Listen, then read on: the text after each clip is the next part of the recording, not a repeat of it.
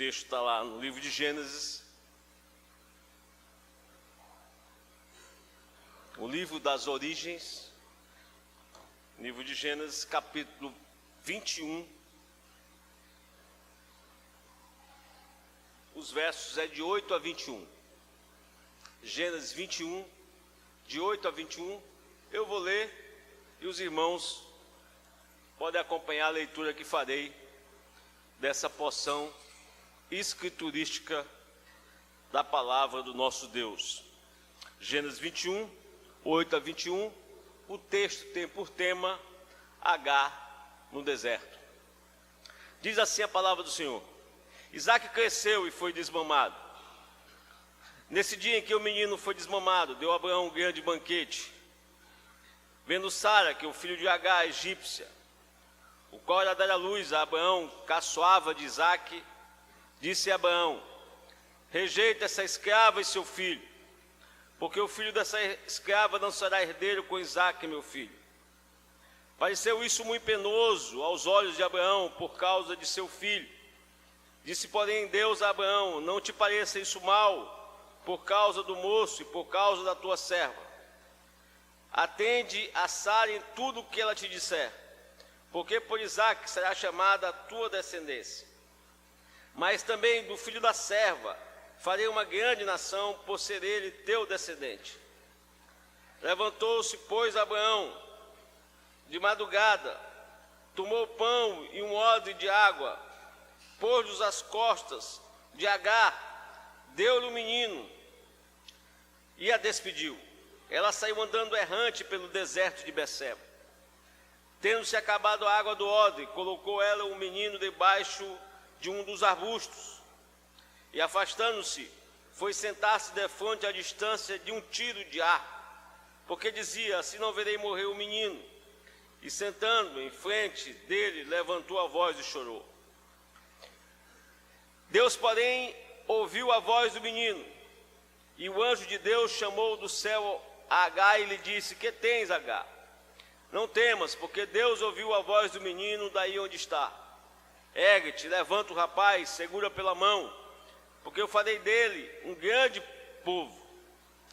Abrindo-lhe Deus os olhos, viu ela um poço de água, e indo a ele, encheu de água o odre e deu-lhe de beber ao rapaz. Deus estava com o rapaz, que cresceu, habitou no deserto, se tornou frecheiro, habitou no deserto de Parã. A sua mãe o casou com uma mulher da terra do Egito. Amém, meus irmãos. Louvado seja Deus pela leitura da sua palavra. Pai bendito, te oramos nesta manhã, te pedindo a única oração que fazemos é que tu possa, através do teu Santo Espírito que habita em nós, falar poderosamente em nossas vidas. É assim que te oramos, não fazemos em nosso nome, mas fazemos no nome do teu Filho Jesus. Amém. Meus irmãos, eu curto bastante esse texto, porque esse texto ele me permite me aproximar da palavra de Deus com algumas realidades do cotidiano da vida. Muitas das vezes, quando nós estamos de frente a um texto das Sagradas Escrituras, nós temos o costume de nos distanciar um pouco, achando que os personagens, que as pessoas envolvidas aqui nos textos bíblicos são pessoas para lá de espirituais, super espirituais, talvez pessoas muito diferentes de nós, e muitas das vezes nós não conseguimos nos colocar diante de alguns textos por entendermos que essas pessoas de fato são pessoas ultra piedosas. Mas esse texto ele me traz assim uma sensação de que Paulo, Pedro, João, Abraão, Noé eram pessoas do comum da vida. E esse texto ele abre de chofre uma questão muito interessante. Abraão foi um homem testado por Deus. Ele foi um homem extremamente testado por Deus. Deus testou a fé de Abraão de maneira excepcional. Primeiro, quando ele chama Abraão de Padã Arã para Canaã, para a terra que ele não conhecia, para a terra que ele não imaginava como era organizada. E ele diz: vai para aquela terra, sai da tua parentela e vai para uma terra que te mostrarei, ser tu uma bênção. Imagina, Mário, Deus te chamar hoje para largar tudo e dizer: Mário, você vai para o Azerbaijão, né? Largue suas coisas, que lá no Azerbaijão tu vai ser uma bênção, né? E aí a gente começa a pensar que, como é que é isso, como é que é esse negócio de Azerbaijão, né? Mas Deus foi lá e chamou Abraão para o desafio do desconhecido físico. O desconhecido é algo que nós temos muito medo. Desconhecido físico, geográfico, talvez no mundo de hoje não seja tão temeroso, porque a gente consegue ir no Google e já olhar algumas imagens, né, da eventual cidade que nós temos a nos deslocar. Mas existem outros desconhecidos. O desconhecido emocional, por exemplo, onde nós não percebemos ou não conseguimos enxergar a capacidade de reação das pessoas. Há também o desconhecido existencial, talvez o pior dos desconhecidos. Muita gente tem de verdadeiros dramas em relação ao desconhecido existencial. Como será a sua vida pós-morte? Mas Deus prova Abraão também de maneira extraordinária, ou diante do impossível. Quando ele dá um filho a Abraão, quando Abraão tinha 100 anos e a sua esposa 90 anos. Ele prova Abraão diante daquilo que seria inimaginável do ponto de vista humano. Como uma mulher poderia dar luz aos seus 90 anos. E muitas das vezes a lógica de Deus é um pouquinho, né, diferente da nossa. Basta lembrar o que ele fez com Maria, sua mãe. Enquanto que para Sara, a mulher de Abraão, Deus foi tardio demais, porque ela foi mãe aos 90 anos. Para a mãe de Jesus, Maria, Deus foi antecipado demais. Ele fez ela ser mãe sem nem ter coabitado com algum homem. Essa é a lógica de Deus, e às vezes a gente não compreende a lógica de Deus. Mas Deus prova Abraão diante do impossível. Deus também prova Abraão diante do absurdo, diante do anômalo, diante do paradoxal. Ele faz Abraão sacrificar o seu próprio filho. Ele pede isso a Abraão. Por certo, ele substitui o sacrifício nos 45 minutos do segundo tempo. A gente vê num jogo de futebol, aos 50 minutos já fica um pouco nervoso. Você imagina Abraão naquele momento de sacrificar o seu filho, chegando naquele momento. Se fosse para sacrificar a Maria Clara ou a Maria Helena, talvez eu brigasse com Deus nesse momento. Eu digo: não, Senhor, Maria Clara não. Maria Helena, jamais, Senhor. Arruma outro, sacrifica outro. Mas Deus prova Abraão diante do paradoxal, diante do absurdo. Ele dá o filho a Abraão e pede. E aqui tem um momento histórico da vida de Abraão muito excepcional. Porque Abraão, antes de ser testado diante do impossível, ele titubeia.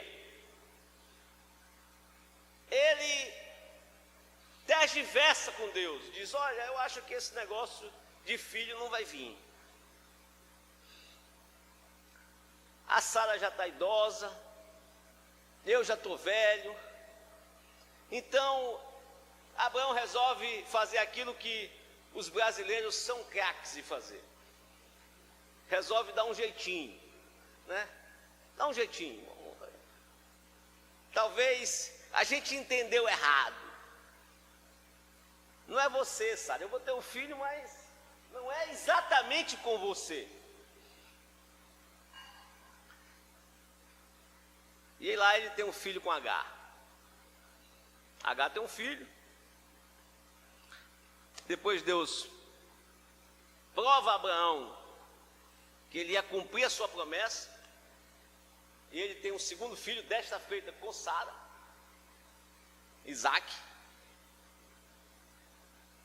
E essa história lá, que nós acabamos de ler, ela está contextualizada justamente nesse momento em que Isaac foi desmamado. Isaac se tornou um garotinho, já estava taludo, né? Já era um homenzinho. E a Bíblia diz aí no verso 8 que Isaac cresceu e foi desmamado. As mães sabem muito bem o que é isso nesse momento, né? O menino já grande, já está para comer comida de panela, mas ele ainda quer né? Mamar um pouco mais. Não quer largar o peito. E Isaac cresceu e foi desmamado. E no dia que foi desmamado, Abraão fez o quê? Deu o quê? Um grande... Vamos ler aí no verso 8. Deixa a sua Bíblia aberta. No dia em que ele foi desmamado, deu a Abraão o quê? Um grande banquete. É bem aí que eu já começo a me contextualizar com o texto. Talvez os mais espirituais, irmã Nemesse, ia dizer: olha, Abraão dá banquete. Ele devia ter feito um culto de ação de graças, né? Um negócio de banquete, né? Ele foi um banquete, alegrou, festejou, comemorou, celebrou na presença de Deus. E às vezes nós crentes precisamos entender isso. Precisamos também celebrar as bênçãos graciosas de Deus em nossas vidas. Então Abraão, ele no dia que o menino desmamou, ele fechou a agenda, encerrou os compromissos. Abraão era um homem de negócios. Abraão era um homem de agendas cheias. Abraão era o homem mais rico do seu tempo. Você imagina a agenda de Abraão. Mas nesse dia ele deu um grande banquete, ele parou tudo, fechou a lojinha. Diz: agora não, hoje é dia de celebrar. Hoje é dia de festejar. Eu quero comer dos quitutes para festejar o crescimento do meu filho, da bênção que Deus me deu. Eu quero me alegrar. Eu quero celebrar com os meus amigos. Eu quero fazer um alto banquete na presença do Senhor. Nada de errado nisso. Nós precisamos celebrar o comum da vida, porque ela também é bênção do Senhor. Mas acontece um fato que não estava programado nesse dia. Talvez Abraão não tivesse pensado acerca disso. E ninguém pensa tragédias, né? Ninguém planeja tragédias. Olha o que aconteceu. Vendo quem? Sara, que é o filho de Agar, a egípcia, verso 9, o qual ela dera à luz a Abraão, caçoava de Isaac. Na hora da festa, menino correndo para um lado para o outro, celebrando. Sara, no momento de insight, num piscar de olhos, flerta Ismael, a filha de Agar, caçoando de Isaac. Ela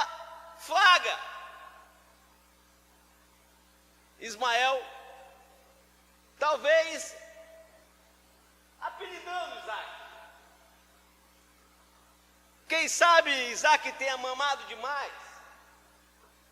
E Ismael possa ter dito: você é um bezerrão. Né? Para não dizer um apelido mais... Hoje nós temos em tempos de bulimia, né? Então, para não dizer um apelido pior. Talvez tenha chamado Ismael de bezerrão. Patrão bezerrão. Quase não larga o peito da mãe. Coisa de criança, coisa de menino. Coisa de pessoas de tenra idade. Mas Sara, diz o texto, que ao flagrar, ao perceber que Ismael caçoava, apelidava, brincava, galhofava com Isaac, seu filho, toma dessa oportunidade para fazer talvez aquilo que estava no seu coração de verdade. Olha o que diz o verso 10 aí. Disse Abraão: rejeita essa escrava e seu filho, porque o filho dessa escrava não será herdeiro com Isaque, meu filho. Sara nesse momento se torna cáustica, se torna desértica, se torna dura, se torna agreste. Ela não conseguia entender que brincar ou caçoar era coisa de menino. Ela não consegue compreender aquilo que Immanuel Kant defende de maneira clássica na sua filosofia, a chamada crítica da razão pura. Muito pelo contrário, ela desenvolve a crítica da razão dura. Não tem desculpa, não tem perdão, não tem conversa. Rejeita essa escrava, porque o filho dessa escrava não será herdeiro com Isaque, o meu filho. Nessa hora ela já esquece até o nome de Agar. Ela diz: o filho dessa escrava, porque o filho dessa escrava. Ela já esquece até que o filho não era só de Agar, mas também de Abraão. Porque o filho dessa. E ela estava falando com Abraão. Ela não diz: porque o teu filho com ela. Mas no final ela solta aquilo que motivou tudo isso. Ela diz: porque o filho dessa escrava não será o quê? Herdeiro. O filho dessa escrava não será herdeiro. Não era porque Ismael tinha apelidado Isaque. Não é porque Ismael tinha excedido na brincadeira com Isaque. Tudo ali era uma questão de divisão de bens. Tudo ali era uma questão de herança. Tudo ali era uma questão de dinheiro. Coisa que, vocês vão de concordar comigo, não existe mais hoje. Ficou lá no passado, né? Ninguém briga mais por dinheiro nos dias de hoje. Herança, uma coisa que todo mundo releva. Mas lá no passado, no tempo de Abraão, ainda se brigava por herança. E Sara diz: opa! Agora nós vamos ter que resolver a parada bem aqui, porque eu quero tudo para Isaac. Para Ismael, nada. Afinal de contas, ele não é meu filho, né? Ele é filho da outra.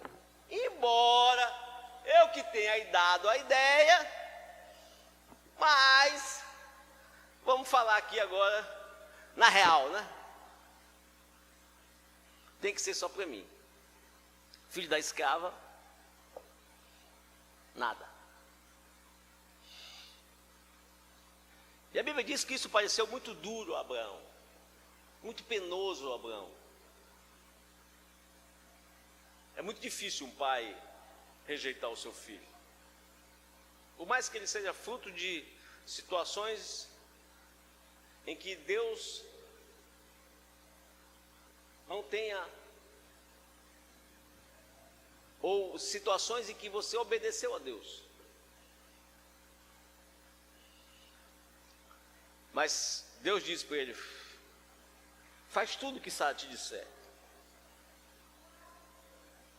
Porque por Ismael também será chamada a tua descendência. Obedece a ela. Vamos diminuir a tensão dentro de casa. A fazenda ficou pequena para vocês duas, ou para elas duas. Não dá mais. Mas também por ele será chamada a tua descendência.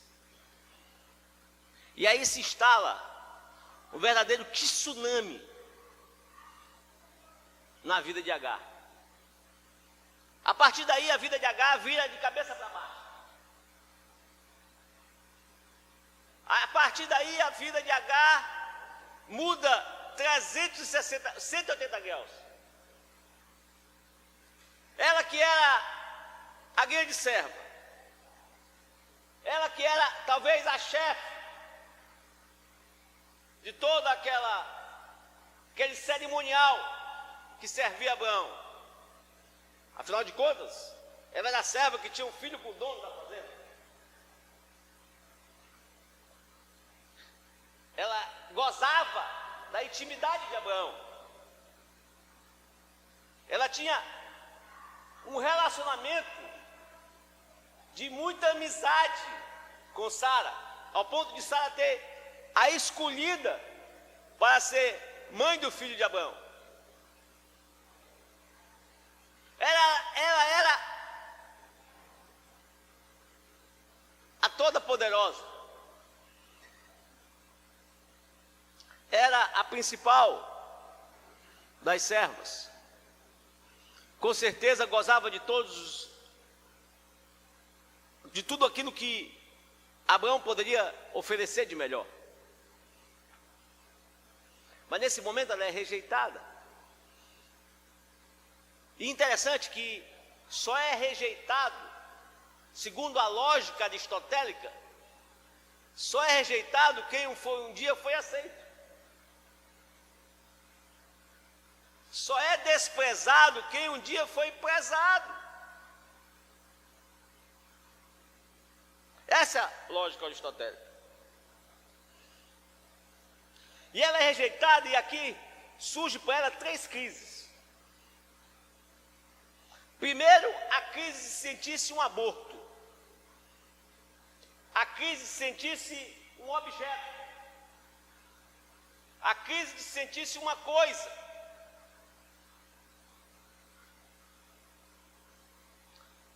Naquele momento ela disse: olha, vai lá no RH, pega a tua rescisão, assina, recebe teus direitos, que eram poucos, vocês vão ver aqui depois, era só um odre de água e uns 3 pãozinhos, que a gente não precisa mais de você aqui. Você está sobrando. Muito obrigado pelos seus serviços. Até aqui foi tudo bem. Mas a partir de hoje, nós não precisamos mais de você. Não sei quem já viveu essa experiência. Mas foi isso que, mutatis mutandis, que Agar sentiu. A crise de sentir-se um Zé Ninguém.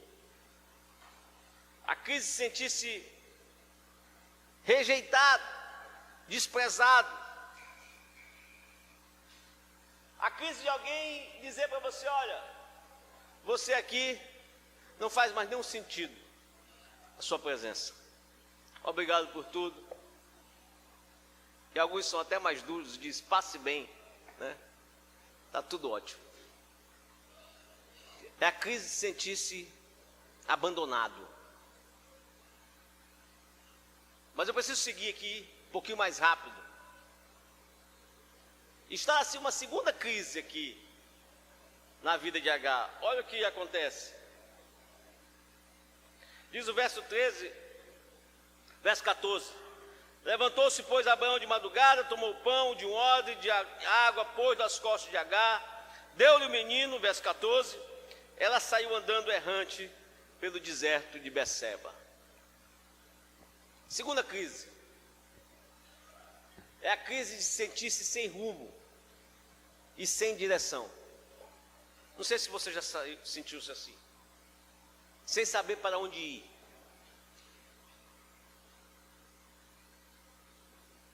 Sara, ela foi convidada a ir à porta da saída. Mas talvez ela só entendeu que só tinha a só ida. Você só vai. Você só vai. Pode ir. Vai até onde você puder.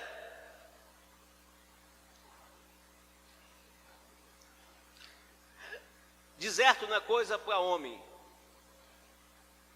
Imagina para uma mulher com uma criança. Ela foi andando errante pelo deserto de Beceba. A crise de sentir-se sem rumo, sem direção, sem saber para onde ir, sem saber o que fazer, sem saber que rumo tomar. O grande escritor Tiago de Mello, amazonista, disse que não é o nosso Tiago de Mello aqui, não, é outro Tiago de Mello. Mas esse aqui também é um grande exegeta. Ele diz que quem não sabe onde quer chegar, não sabe o melhor caminho nem o jeito de caminhar. Você sair andando errante, sem rumo, sem direção, é você sair sem perspectiva de vida. Imagina só, Agar viveu todo o tempo acolhida pela família de Abraão, todo o tempo assistida pela família de Abraão, não fez outra coisa na vida, a não ser servir aquela família. E de repente ela se vê caminhando pelo deserto. Quem já foi aqui nos Lençóis Maranhenses tem uma noçãozinha do que é andar pelo deserto. Lá pelo menos ainda tem umas lagoas, né? E a gente de vez em quando, né, dá um mergulhinho e não vai muito longe. Já pensa logo na volta, porque sabe que a caminhada é causticante. A crise de sentir-se sem rumo, sem direção. A crise de sentir-se rejeitado. A crise de sentir-se sem rumo. Mas há uma terceira crise aqui, a gente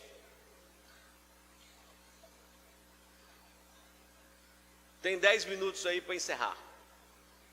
Que está aí no verso 15. Tendo-se acabado a água do odre, colocou ela o menino debaixo de um dos arbustos, e afastando-se, foi sentar-se defronte à distância de um tiro de arco, porque dizia: não verei morrer o menino. E sentando-se em frente dele, levantou a voz e chorou. Derramou lágrimas. Sentiu o peso da crise. Sentiu a dureza do deserto. A crise de sentir-se rejeitada. A crise de sentir-se sem direção. Agora ela sente uma terceira e talvez a pior das crises. É a crise de esperar, que só faz desesperar. Ela achou que chegou o fim. Ela achou que não tinha mais jeito. Ela só viu a morte na sua frente. Ela disse: deixa eu botar esse menino lá ali, porque eu não quero ver ele morrer. ela entregou os pontos. Ela disse: aqui não dá mais. Aqui chegou um momento irreversível da minha vida. Não tem mais saída. Não há mais possibilidade. Não tem mais jeito. A situação está incontornável. Não há mais solução, é irresolúvel.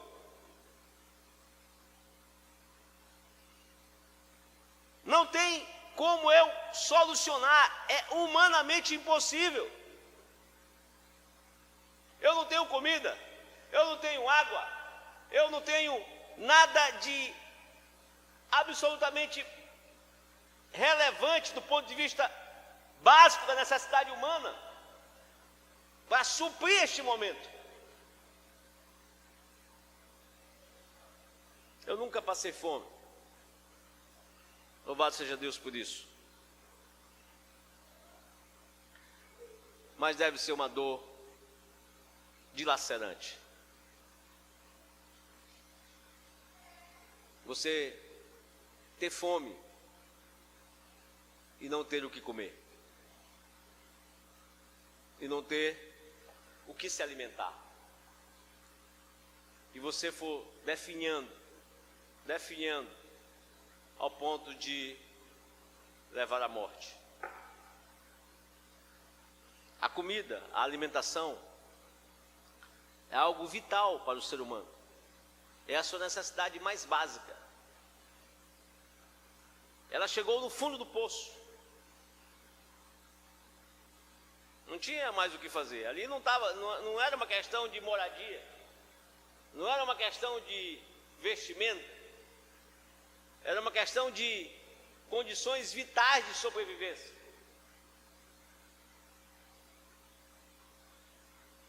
Que a levou ao desespero. Aqui não tem mais jeito. Isso aqui não tem mais solução. A única coisa que eu não quero é ver o meu filho morrer. Deixa eu deixar ele ali. Eu vou ter que abandonar ele ali. Porque eu não quero ver ele ser levado à morte. A crise de ser rejeitado. A crise de sentir-se sem rumo e sem direção. A crise de esperar que só faz levar ao desespero.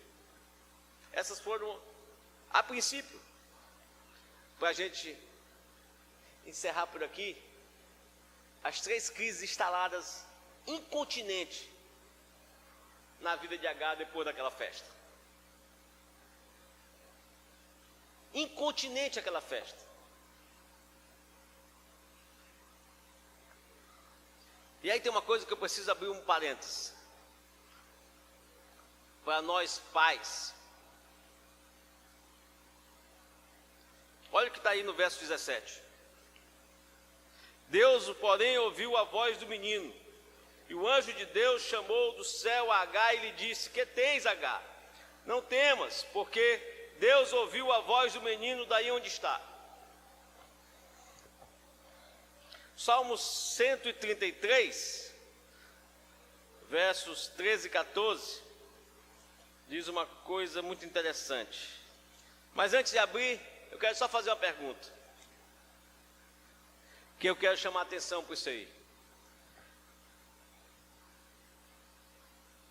Deus ouviu a voz de quem? Quem foi que orou ao Senhor? Quem foi que falou com Deus naquele momento de crise? Foi Agar? Deus ouviu a voz de quem? Do menino. A Bíblia diz lá no verso 133, capítulo 133, que verso 13 e 14, uma coisa muito interessante.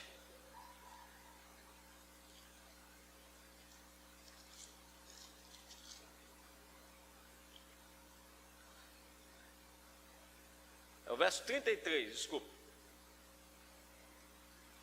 Verso 33, 13 e 14.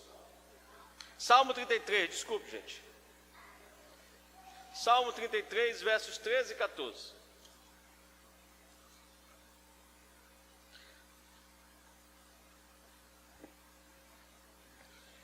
O Senhor olha dos céus, vê todos os filhos dos homens.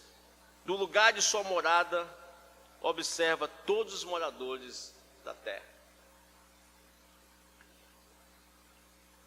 Deus olha a todos, inclusive as crianças.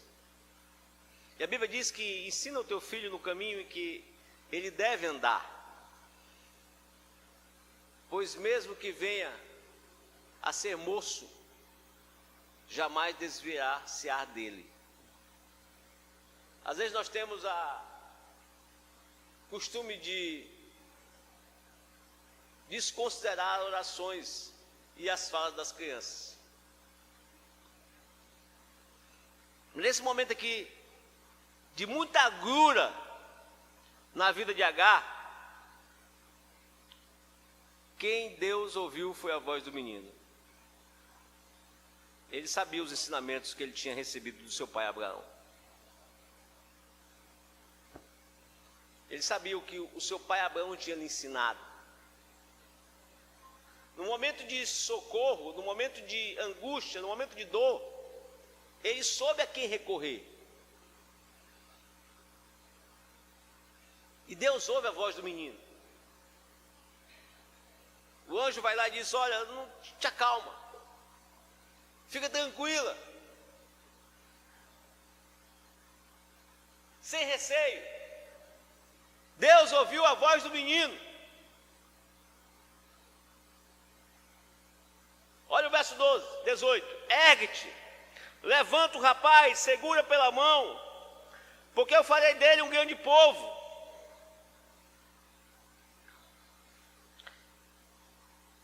E aí tem aquilo de mais espetacular que acontece nesse texto, que está aí no verso 19. Abrindo-lhe Deus os olhos, viu ela o quê? Um poço de água. E indo a ele, encheu de água o odre e deu de beber ao rapaz. Deus estava com o rapaz, que cresceu, habitou no deserto e se tornou flecheiro. Habitou no deserto de Parã.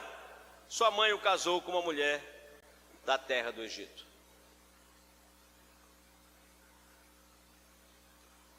Eu quero falar hoje sobre providência.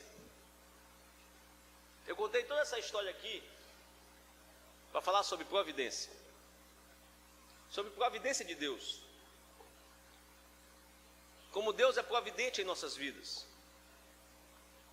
Como Deus nos assiste em todos os momentos.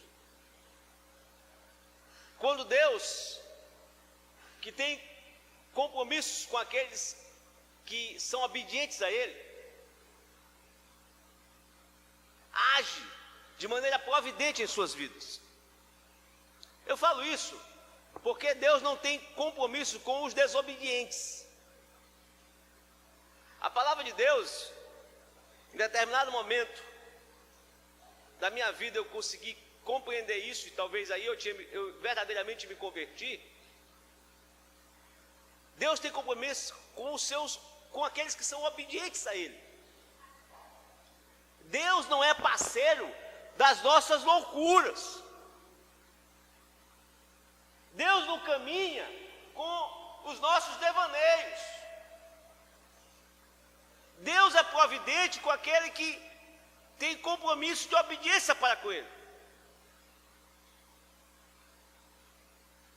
E quando você está nos caminhos da providência de Deus, sabe o que acontece? Quando você está nos caminhos da providência de Deus, porque a providência de Deus ela é bonita. A providência de Deus, primeiro, ela é de preservação. Sabe por que o mundo ainda não se aniquilou? Porque a providência de Deus é de preservação. Senão Deus já tinha aniquilado todo mundo. A providência de Deus é de soberania.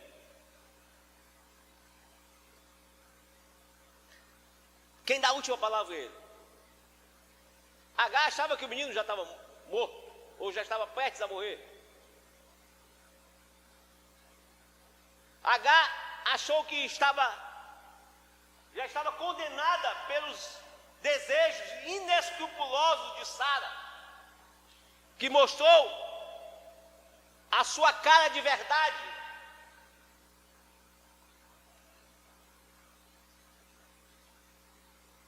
Mas Deus disse: não é Sara que vai dizer o destino da tua vida.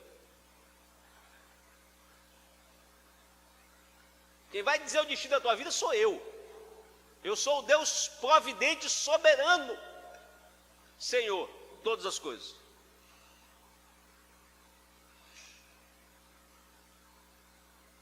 E quando você está nos caminhos da providência de Deus, o texto aqui nos ensina 3 coisas. Você jamais pode viver uma vida de sequidão. Porque quem vive no deserto vive em sequidão, vive em estio, vive em situação de miserabilidade total. Quando você está nos caminhos da providência de Deus, você jamais pode viver uma vida de sequidão. Sabe por quê, queridos? Porque os recursos de Deus são inexauríveis. Jamais se esgotam. Quando que para nós é impossível, para Deus é possível. Quando para nós é inatingível, para Deus é atingível. Quando a gente acha que é o fim, Deus está dizendo: não, agora é que vai começar a minha história contigo. É a partir de agora. Agora que nós vamos ter um compromisso.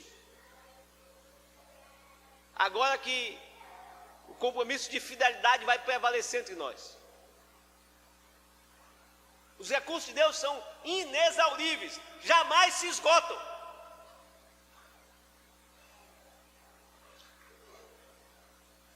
Só Deus tem a última palavra na nossa vida. Ninguém mais tem.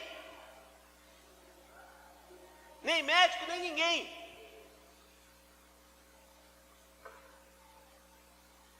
Quando você está nos caminhos de Deus, nos caminhos da providência de Deus, você jamais vai viver uma vida de sequidão, porque os recursos de Deus são inexauríveis, mas também os recursos de Deus são inextinguíveis.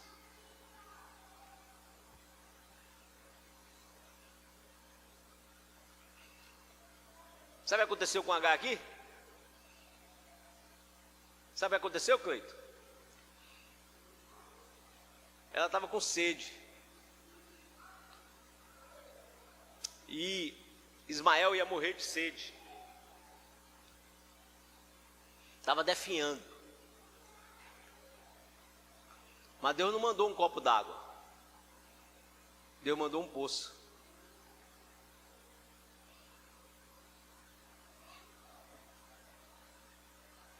Quando você acha que só um copo d'água resolve o seu problema, Deus manda um poço. Deus manda sobrando. Quando você está nos caminhos de Deus, Deus manda aquilo que sobeja. Bastava um odre cheio. Quem sabe um tonelzinho de água já resolvia. Mas Deus mandou um poço. Sabe o que significa um poço no deserto? Você imagina, Tiago, que é vendedor, ter um poço no deserto? Não ia nem vender, né? Só tirar pedido, como diz. Vender água no deserto? Negócio muito fácil, né? Deus é assim. Quando a gente está precisando só de um copinho d'água, ele disse: não, peraí, eu vou te mandar um poço. É muito mais do que você está pensando. É muito mais do que você está imaginando. Você está nos caminhos da minha providência.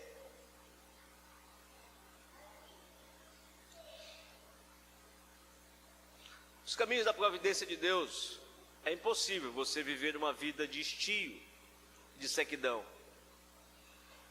Porque os caminhos de Deus são inexauríveis. Os caminhos de Deus são inextinguíveis. Mas os caminhos de Deus também são inexprimíveis. Você imagina você viver essa história aqui, de que você estava com o seu filhinho no deserto, e a água do odre acabou, e o pão acabou, e o seu filhinho começou a definhar, e ele já estava na beira da morte, e você disse que de fato ele ia morrer, e você botou ele no arbusto. Aí você depois voltar para casa e contar essa história e dizer, olha, quando ele estava prestes a morrer, Deus mandou um anjo e apareceu um poço. O que você acha que o pessoal vai dizer de você? A Sâmia está delirando. Diz que foi lá por Lençóis Maranhenses e Deus mandou aparecer um poço no meio dos Lençóis Maranhenses lá para ela. Mas aqueles que estão nos caminhos do Senhor, as histórias são assim mesmo. São inexprimíveis. Sabe o que são inexprimíveis? Porque são inimagináveis. São incapazes de ser contadas. São incapazes de ser narradas. Quem tem história verdadeira com Deus, tem bênçãos que a mente humana nem sequer acredita.